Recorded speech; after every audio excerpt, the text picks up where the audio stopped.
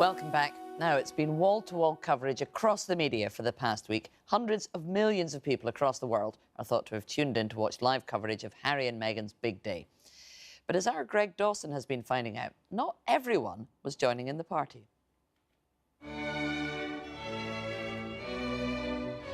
It's something positive with all the things that are going on in the world. Britain would be a dull place without the royal family. They are just fantastic people. 24 hours until Harry and Meghan tie the knot here in Windsor. The sun is out, there are smiles on people's faces. There is an undeniable feel-good factor here. So what must it be like to be the person here selling the message that it's time to abolish the monarchy?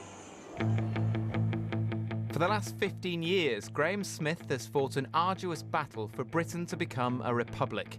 It's a goal he believes can be achieved in his lifetime. What does it feel like to be a Republican in Windsor on a day like today? Well, pretty good actually. It's a beautiful day and I don't begrudge people enjoying the wedding, and it's a chance for me to speak to the media and get our message out. So this is actually good for you because it's attention. Yeah, absolutely. We are a country with a monarchy that is steeped in our tradition, whether people like it or not. And the idea, your goal of abolishing it and moving to a republic, does seem very far away when you look at all this, doesn't it? I mean, all these big changes that happen over history usually happen pretty quickly once they're going to happen. And you know, you go back 30 years and you think about, you know, are we going to have gay marriage, for example? You can go back 10 years and, you know, are we going to be leaving the EU? These things are always feel very unlikely or very impossible until all of a sudden things start moving in that direction. £1 extra flags.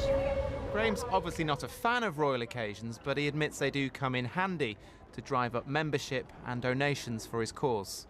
So you've got your Republican convention tomorrow at the exact same time as the wedding? That's right the way through the afternoon in central London. Republicans from around Europe coming together. And that was deliberately timed? Complete coincidence, but yeah, good timing. Look at this. It's a pretty wonderful view. Good morning, everyone. It is a truly global event with a massive global audience.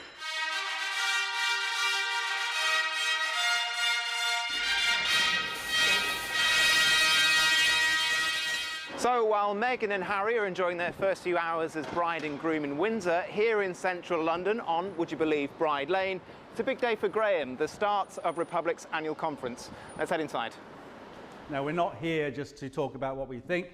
We're here to get the job done and to actually succeed. Around 100 people are here to see Graham issue his rallying cry, but one neutral observer isn't buying it. When we think about the royal family overall, 3/4 of people think they're crucial to the future of this country. That's the highest score that they have ever got.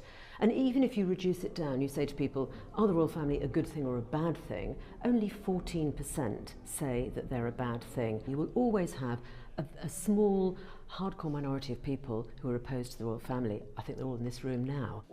But for some in the room, the reason a future republic isn't taken seriously is because the debate isn't allowed to happen. People are afraid to speak out, partly because of the trolls. You get the most appalling trolling, and that just stifles debate. Jeremy Corbyn is known and thought to be a Republican. Should he be saying more?